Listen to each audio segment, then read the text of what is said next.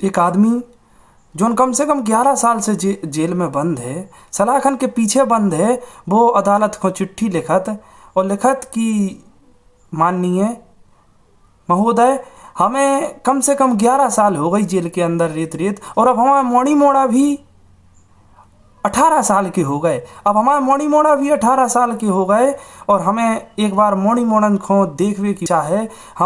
हमें बाहर निकालने की कृपा करी जाए कछु दिनन के लाने, ताकि हम जाएं अपने बाल बच्चन से मिले आएँ और अपने परिवार वारन को देखे आवें। जब अदालत ने उकी जो चिट्ठी पढ़ी, उको जो पत्र पढ़ो अदालत ने, तो एक बार अदालत भी सोच कर रह गई कि यार ये आदमी को कैसे निकालो जाए। 2010 के समय में जब जो केस चलो तो ये केस की गूंज केवल भारत में नहीं बाकी पूरे दुनिया में ये केस की गूंज फैली थी 2010 की। और ऐसो केस हतो, ऐसो क्राइम हतो कि अदालत को भी समझ में नहीं आ रहा तो कि ये आदमी के संगे का करो जाए, इको निकालो जाए कि इको भीतर ही रंदा हो जाए। और जो पत्र जैसे ही अदालत में भेजत वो, और अदालत में जो पत्र पहुंचत तो एक बार फिर से अखबारन में और मीडिया में बात फैला थे, अखबारन में जात तो आदमी फिर एक बार जब अखबारन में पढ़ा तो जब खबर फैलत तो आदमी सोच के रह जात यार कोनो आदमी से इतना प्यार करत हो और फिर भी ऐसो इतना बड़ो क्राइम कैसे कर सकत। कोनो आदमी से इतना प्यार करत हो फिर भी इतना बड़ो क्राइम कैसे कर सकत। जह घटना जो हम आपको सुनावे जा रहे, जह घटना वास्तव में आपको विचलित कर दे, आपको सोचवे पे मजबूर कर दे कि आखिर ऐसा हो कैसे सकत। नमस्कार, हम रविशंकर तिवारी और आपको जा सच्ची घटना सुनावे की जा रहे हैं। और जह घटना उत्तराखंड के देहरादून की है। देहरादून में प्रकाश नगर गांव की जगह घटना है। और उते एक आदमी जो सॉफ्टवेयर इंजीनियर है, उको नाम है प्रकाश गुलाटी। का नाम है प्रकाश गुलाटी जोन की बीवी कम से कम 57 दिना से गायब हती। प्रकाश गुलाटी जोन की लोगाई कम से कम 57 दिना से गायब हती और उसके बच्चा भी हते जोन कम से कम 11 साल की बच्चा हते। अब बच्चन को सवेरे से स्कूल भेजने उको टेंशन करे तो वो का करे बेचारो, लोगाई को ढूंढवे कि बच्चन को ले जावे स्कूल भेजवे कि बच्चन को का करवे, घर को देखवे कि इस कंपनी को अपनी नौकरी को देखवे। बहुत दिनन से परेशान है और अपने फोन करवे ससुराल वालन को फोन करके रोन नगवे कहवे कि पिताजी माताजी, और अपनी साले को फोन करके रोन नगवे कि अब हमें लग रहा हो कि वे आए नहीं है और हमें छोड़ के ऐसे कैसे चली गई, और अब हम बताओ बच्चन को कैसे ख्याल रखें और कैसे हम बच्चन को संभालें। अब कछु समझ में नहीं आ रही हमें।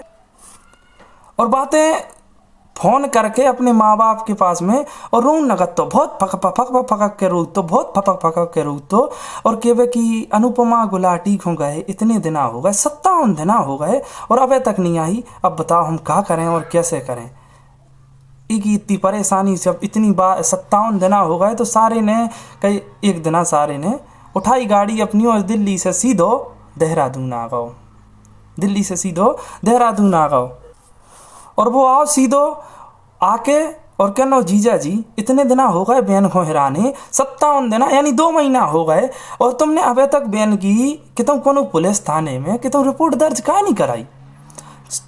57 दिना सोचने वाली बात है। 57 दिना हो गए बहन हो गायब भय और आपने अबे तक रिपोर्ट दर्ज नहीं कराई।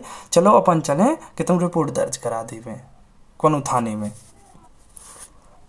का पतो पुलिस अपन की कोनो बड़ी मदद कर देवे या पुलिस की वजह से कछु बढ़िया पतो पर जावे। इतनो क्या के और वो नहावे चलो जात का, इतनी दूर से आओ तो दिल्ली से वो नहावे चलो जात बाथरूम में, और बाथरूम में जैसे ही वो नहावेगा उसके मोबाइल पे एक मैसेज आओ के मोबाइल पे कि भैया अब हम आओ ढुड़ाई नहीं करो और भैया हमारी टेंशन अब परेशान नहीं हो हमारे लाने, अब हम कहूँ तुम्हें मिले नहीं, अब हम वापस नहीं मिले भैया, हमारी चिंता नहीं करो, हमें ढूंढने की कोशिश नहीं करो। जैसे ही उन्हें वो मैसेज पढ़ो के भैया ने यानी अनुपमा के भैया ने जैसे ही वो मैसेज पढ़ो वो तुरंत बाथरूम से नहा के बाहर निकलो। उन्हें अपने जीजा को भी दिखाओ कि देखो जीजा जो मैसेज करो बहन ने वो जो मैसेज आओ। सारे ने कही कि अबे तक जो मोबाइल बंद है तो जीजा वो मोबाइल से मैसेज आओ। अबे तक जोन मोबाइल बंद है तो जीजा 57 दिन से वो मोबाइल से मैसेज आओ कि भैया हमें ढूंढने की कोशिश नहीं करियो, अब हम मिल नहीं सक मिले नहीं तुम्हें, है सोचने वाली बात है। तो राजेश कहना, जैसे ही राजेश ने की बात सुनी सारे की, तो राजेश कहना देखो हमने तुमसे पहले ही कही थी कि वह गुस्सा होकर भाग गई और अब वह लौट के नहीं आए। बहन तुम्हारी गुस्सा होकर भाग गई और अब वह लौट के नहीं आए, इसे कर एक काम करो, अब थाने नहीं चल रहे, थाने अब नहीं चल रहे और रन दो कछुदना में गुस्सा ठंडा हो जैसे वह लौट के आ जाए। लेकिन नहीं, सारो कहना हो कि जीजा अब तो हम जरूर जाएं, अब तो हम जरूर जाएं, काहे कि हमारी बहन जोन 57 दिना से लापता थी, अब मैसेज आ गाओ, अब हम जो मैसेज दिखाएं पुलिस वाले हों और उनसे कहें कि देखो साहब जो हमारी बहन को मैसेज आओ, हमारी बहन 57 दिना से लापता है, गई तो गई किते पतो करो। दोनों जने सारे की इतनी जिद करने के बाद में दोनों जने जीजा और सारे दो ही जने पुलिस स्टेशन पहुंची। पुलिस स्टेशन में जाने के बाद उनने सब कहानी सुनाई, सबरी कहानी पुलिस ने सुनी, पर ऐसा लग रहा होता कि जैसे पुलिस को में कुछ दिलचस्पी ही नहीं है, वो कहानी में कोनो दिलचस्पी नहीं है। पुलिस ऐसे सुन रही थी कि जैसे कोनो मजाक सुन रही हो या मजाक की बात सुन रही हो। पुलिस चुपचाप अपने सुन रही थी। पुलिस ने लास्ट में सुनने के बाद में क्या नहीं चलो ठीक है अपने अपने घरे जाओ और हम तुम्हें घरे पूछ भी आए। ज्योर जैसे अपने घरे पहुंची, ज्योर जैसे ही घरे गए थोड़ी देर बाद पुलिस आ गई। पुलिस आई, पुलिस ने इनसे सब बातें पूछी, पूछताछ करी। पूछताछ करने के बाद वे जैसे ही लौट रहे थे तो एक पुलिस वाले की नज़र अंदर रखे फ्रिज पे जात, एक पुलिस वाले की नज़र अंदर रखे फ्रिज पे जात और वो कौन सा फ्रिज, जोन फ्रिज होटलन में रहता, वो फ्रिज डीप फ्रीजर हतो जोन होटलन में रखो जात। डीप फ्रीजर घरन में काम है नहीं आउट, डीप फ्रीजर केवल होटलन के लाने काम है आउट। जोन पुलिस अब तक अनुपमा की सारी जानकारी लेके उसकी फोटो मोटू सबरी लेके और जा रही थी वापस लौट के, वह पुलिस एकाएक रुक गई। उन्हें पुलिस वाले ने तुरंत दरोगा को हाथ पकड़ो, कहनो साहब 1 मिनट, कहनो साहब। जैसे ही वे रुके दरोगा जी ने कही क्या बात हो गई, तो उन्हें कही साहब जो डीप फ्रिज कैसो, डीप फ्रिज घर में नहीं होने चाहिए। अक्सर किसी घर में हमने जो डीप फ्रिज नहीं देखो, पर ई घर में जो डीप फ्रिज का है। दरोगा जी ने उनसे पूछी जैसे ही कि भैया जो डीप फ्रिज कैसो तुम्हारे घर में, तो वो आदमी कहना वो कि साहब जो डीप फ्रिज घर में अनुपमा की जिद हती कि डीप फ्रिज जाने सो हमने ले आके धर दो। तो कहने अच्छा जो धर दो तो कोई बात नहीं है, पर ही मैं तारो काहे लगो। तो वे कहने तारो लगो भी है तो चाबी ले आओ कि खोलें। वे कहने चाबी तो अनुपमा ने तारो लगाओ तो, और अनुपमा है नहीं है साडा, अब बताओ चाबी कहाँ से ले आए हम। जब पुलिस वाले ने तना जबरदस्ती करी हो, तना सख्ती से पेश आए, तो उन्हें ले आके चाबी दे दी और कहने लो अब तुम ही खोल लो। पुलिस वाले ने जब उसे दूसरे पुलिस वाले से कही कि भैया खोलो, पुलिस वाले ने जब खोली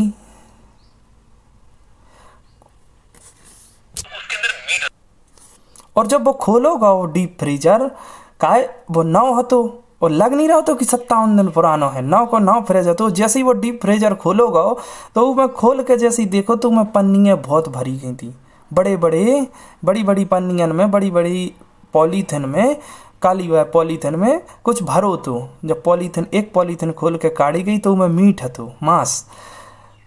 चलो कोई बात नहीं, अक्सर घर में हर घरन में मांस आदमी बनावे धरे रहत फ्रिजन में। जब दूसरी पन्नी खोली गई तो उमें भी मांस, जब तीसरी पन्नी खोली गई तो उमें कछु अजीब निकलू पुलिसवान हो।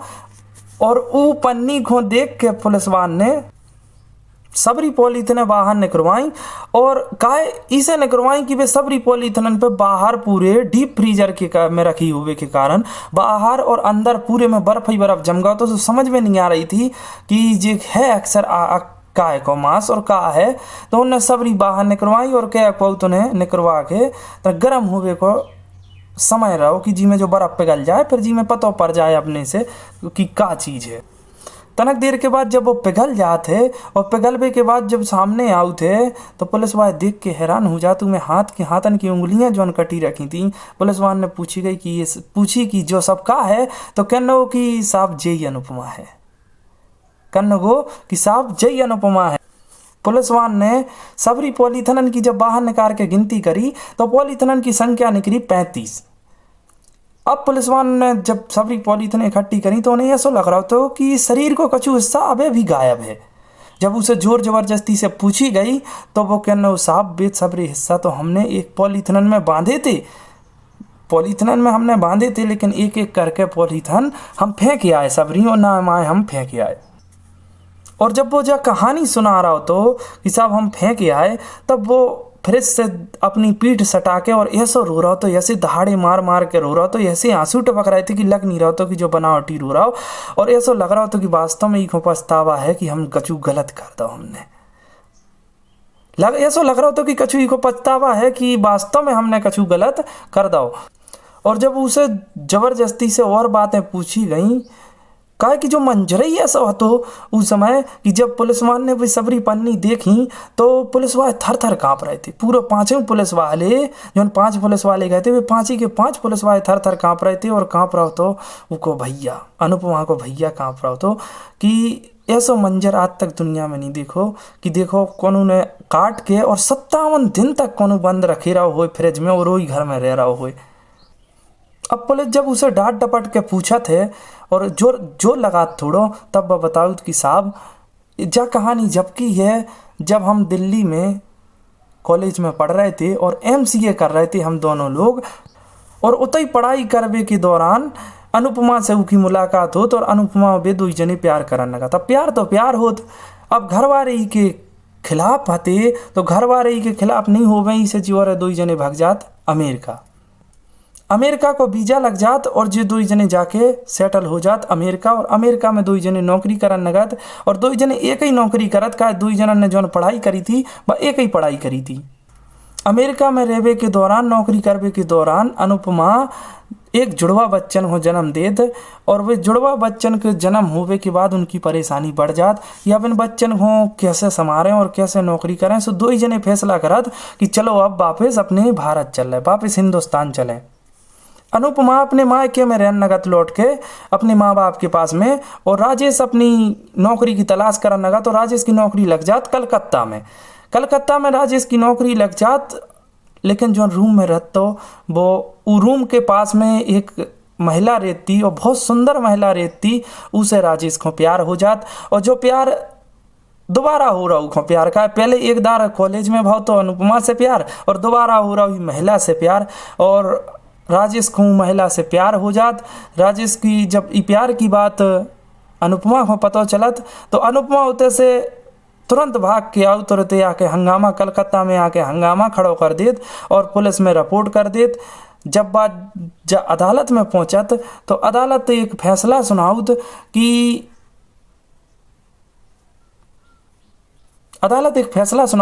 कि राजेश को 20,000 रुपया हर महीना अनुपमा को देने पड़े और कभी भी राजेश अनुपमा को परेशान नहीं कर सकता है और हर महीने 20,000 रुपये देगा और दोनों अलग अलग रहेंगे।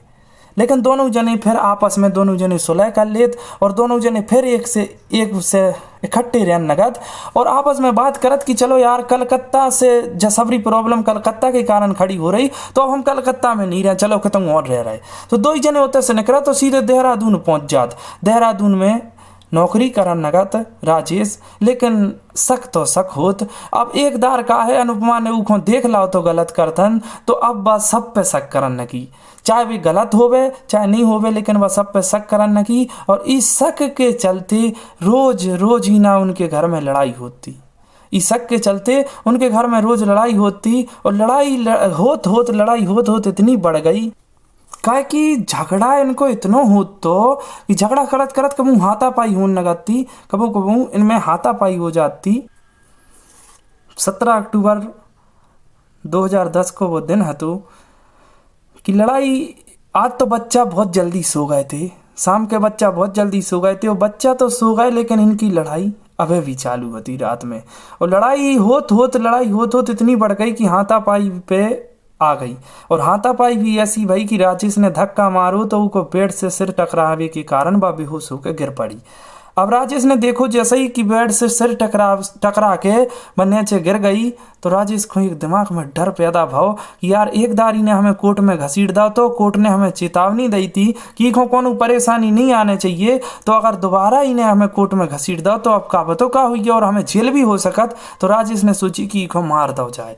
और जैसे ही उसको मारवे के लाने राजेश ने उसको मुँह दबाओ तो वह चिल्लाने लगी। और जैसे ही वह चिल्लाने लगी तो राजेश ने कमरा में रखी रुई उसके मुंह में ठूस दी। और रुई ऐसी ठूसी कि उसके मुंह से बिल्कुल आवाज नहीं निकल पावे, पूरा मुंह पैक कर दो। और अपनी पत्नी को मार के उन्हें बाथरूम में अंदर पैक कर दो, बाथरूम में अंदर रख दो। अब उस रात भर बैठो सोचत रहो कि कितने ठिकाने लगाओ जाए और कैसे ठिकाने लगाओ जाए, लेकिन पूरी रात बीत गई उसके दिमाग में कोनो आइडिया नहीं आओ कि लोग आई को कितने ठिकाने लगावे। दूसरे दिन सवेरो भाव बाल बच्चे जगे, बाल बच्चन को स्कूल छोड़ के आओ। का है उसके घर में 2 बाथरूम थे, एक अंदर अटैच बाथरूम तो एक बाहर की साइड बाथरूम तो इसे को पता भी नहीं चलो। बच्चे उठे और सवेरे नहा धो के अपने और चले गए स्कूल भेज आओ। और उधर से लौट के आओ, फिर बैठ के उन्हें सोची और एक डीप फ्रिज खरीद के ले आओ। उधर से डीप फ्रिज एक दार गाओ बाजार और डीप फ्रिज खरीद के ले आओ। दोबारा फिर गाओ तो लकड़ी काटत की मशीन खरीद के ले आओ। दोबारा फिर गाओ बाजार सो फिर आरी खरीद के ले आओ। ऐसो बार बार बाजार जावे और अलग अलग दुकान से ले आवे ताकि कोनो हो शक नहीं हो पावे। और जैसे जैसे उनके दिमाग में नई नई चीज के बारे में आवे वैसे वैसे वो नई नई चीज ले आके खरीद के और अपने घर में इकट्ठो करत जा रहा हो। तो अब उन्हें क्या करो, पहले अपनी पत्नी की लाश उठाई, बच्चे जैसे घर में सो गए तो उन्होंने अपनी पत्नी की लाश उठाई और सीधे के सीधे उन्हें डीप फ्रिज में रख दी। और रोज ही ना उठ के का डीप फ्रीजर में रखने के कारण वह जम गई थी लाश, तो को कछु पता भी नहीं पड़त तो ना सड़ रही थी। तो रोज ही ना उठवे और उसको काटवे और काट के टुकड़ा कर करके वो पॉलीथिन में भरत जावे और वे पॉलीथिन भी वही डीप फ्रिज में वापस रख दे। तो और ऐसे पैक करत उन पॉलीथिन की टोटल संख्या 72 भाई 72 पॉलीथिन यानी 72 टुकड़ा करे उके और 72 पॉलीथिन में पैक कर दो। अब वो इंतजार करते हो कि अपनी छुट्टी को और अपने बच्चन की छुट्टी को और छुट्टी के दिनन में अपने बच्चन की छुट्टी रेवे और उनकी छुट्टी रेवे। छुट्टी के दिनन में वो जाते पहाड़ी एरिया में घूमबे और 1 या 2 पॉलीथिन में से उठा के और अपनी गाड़ी की टिग्गी में डाल के और चलो जाते और उतने पहाड़ी एरिया में घूमबे जाते सो तई फेंक के चलो आओ। तो ऐसे ऐसे करत पूरा अक्टूबर बीत गया और नवंबर भी बीत भी वाव हतो। और वो वैसे ही टुकड़ा फेंकत रहते कि एक पॉलीथिन उठा के जैसी उन्हें प्लानिंग कर रखी थी। उनकी प्लानिंग सबरी सही चल रही थी, लेकिन वो केवल एक गलती कर देत। जब वो सारो नहावे जात बाथरूम में तो उस समय जो वो मैसेज कर देत बात सबसे बड़ी गलती हो गई थी। और वही गलती के कारण उनके सारे के दिमाग में एक शक पड़ गया तो और उस शक के कारण उनके भाई ने एसएचओ से कही थी कि साहब हो नहीं हुए हमारी बहन को कातिल जी हमारे जीजा ही आए का जो 57 दिना से मैसेज नहीं आओ, 57 दिना से मोबाइल बंद तो और आज हम आए हमने कही कि पुलिस में चलो तो तुरंत मैसेज आ गया कि भैया हमें ढूंढने की कोशिश नहीं करो और क्या को अब हम लौट के कब नहीं आए और कब ना मिले।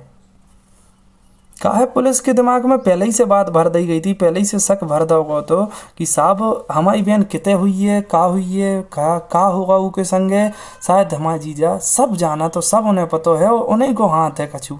और जो डीप फ्रीजर हमारे घर में धरो नाव को नवाओ जीजा के घर में धरो डीप फ्रीजर होते ही नहीं है कोनो घरन में। जब उसे इकबालिया जुर्म कबूल करवाओ जा रहा हो तो और पुलिस वाले सब पूछ रहे थे उसे बयान सब बातें पूछ रही थी तो वो ऐसे तोते की तरह सुना रहा हो तो ऐसे मिट्ठू की तरह सुना रहा हो। तो अक्सर देखोगा कि दूसरे कैदियन हो या फिर कोनो मुजरिम को पूछवे के लाने पुलिस को सख्ती से पेश आने पड़त, लेकिन वो को नहीं आने पड़ रहा तो पेश में वो ऐसी फर्राटेदार इंग्लिश में बोल रहा हो तो कहे पढ़ो लिखो तो उन्हें कोर्स करो तो अच्छो। तो ऐसी फर्राटेदार इंग्लिश में बोल रहा हो तो ऐसे रट्टू तेता की तरह बोल रहा हो तो जैसे जब कहानी उन्हें कि तुमसे रट रखी हो। और जब उसे पूछी गई कि तुम्हें जो दिमाग में आइडिया कैसे आओ तो उन्हें बताई कि हमने एक साउथ की पिक्चर देखी थी और वही से हमें जो आइडिया आओ तो और वही साउथ की पिक्चर किससे देख के हमने जो मर्डर करो। जब कोर्ट में उसकी बात जा गई केस गयो तो कोर्ट ने उको उम्र कैद की सज़ा सुनाई। हालांकि अदालत ने उको केस को सबसे खतरनाक और सबसे खूंखार केस के लिस्ट में तो नहीं रखो, लेकिन हाँ जब जो केस भाव तो इकी अपने पूरे देश में, ना कि पूरे देश में, पूरे दुनिया में इकी इतनी चर्चा रही थी। और आदमी जब सुनत तो सोचत तो कि यार एक आदमी कैसे कर सकत ई चीज़ को कि कोनो आदमी कोनो से इतना प्यार करत हो और इस तरह से मर्डर कर दीवे। और दूसरी बात, इतना पढ़ो लिखो आदमी है, गंवार होवे अनपढ़ होवे तो मान सकत कि चाहे देखो जो तो गंवार हो तो, लेकिन इतना पढ़ो लिखो आदमी ऐसा कैसे कर सकत। उन्हें अपनी पत्नी को नहीं मारो तो कहावत है कि जुर्म कितना सातिर तरीके से कर लो लेकिन जुर्म कमू छुपत नहीं है, कबू न कबू सामने आई जाते। और जुर्म वास्तव में वो नहीं छुपो, उको उम्र कैद भाई। जब उको सजा भई थी तब उके बच्चा हते 10 या 11 साल के, अब उनके बच्चा हैं 18 साल के। और उन्हें पत्र लिखो अदालत को कि हमें कछु दिना हो बाहर जाने, पर अदालत ने उनके पत्र से पढ़ के और मना कर दी। और अदालत भी सोच के रह गई कि ऐसे आदमी को कैसे छोड़ सकत। और अदालत ने मना कर दी कि ऐसे आदमी को बाहर जाने की कोई ज़रूरत नहीं है, ऐसे आदमी को अंदर ही पड़ो रंदो सड़न दो अंदर। दोस्तों ई कहानी को सुनावे को कारण हमारा कोनो को मकसद ठेस पहुँचावे को नहीं है, ना कोनो की हमें बातन को उछावे को आए। हम तो बस जब कहानी इसे सुना रहे कि सब जने सतर्क रहें और सब जने सावधान रहें। और जाते जाते एक बात और बता दें कि जब उनको उम्र कैद की सज़ा सुनाई गई थी तब ऊपर 15,000 रुपया जुर्माना भी लगा हुआ तो और 70,000 रुपया राजकीय कोष में जमा करवे को भी कही गई थी। वो सब शायद उन्हें पूरा करो तो, लेकिन जो भी है अगर कभी भी आपके साथ में ऐसा हो रहा है तो आप अलग अलग हो जाओ। शांति नहीं हो रही तो आप अलग अलग हो जाओ और थाने है, अदालत है, उनमें रिपोर्ट करो और थाने में और अदालत में ले जाओ मामला और दो जने अलग हो जाओ, अपना देखो, पर कोनो को मर्डर नहीं करो यार। और कोनो को बिना देखे इतना शक भी नहीं करो कि क्या कोई तो आदमी जब कोई गलत नहीं कर रहा हो तो उसके ऊपर इतना शक भी नहीं करो कि आदमी को इतना गलत कदम उठाने पर जाए। और गलत कदम उठावे ही का है आदमी कभी भी कि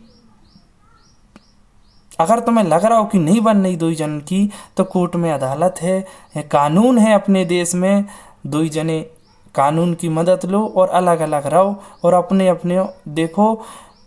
और किसी को मर्डर करके आज तक और क्रोध करके मर्डर करके ना आज तक कोनो हो फायदो भाव न कबू हुई है। सीताराम, जय हिंद। और हम फिर मिलें ऐसी कोनो अगली कहानी के साथ में आपके साथ में। तब तक हमारे चैनल को लाइक शेयर और सब्सक्राइब करो भैया। मेहनत करने की कोशिश कर रहे हम और अब शुरुआत कर रहे। और अगर आप और उनको साथ बनो रहे और आप लोग हमें साथ देते रहे हो तो हम आगे कहानी बनाते रहें। और अगर साथ मिले या सही तो हम आगे और कहानी आपको सुनाएं। और आप हमें कमेंट में बताइए कि जो कहानी आप लोगों को कैसी लगी और हम आगे कहानी बनाएं कि नहीं बनाएं।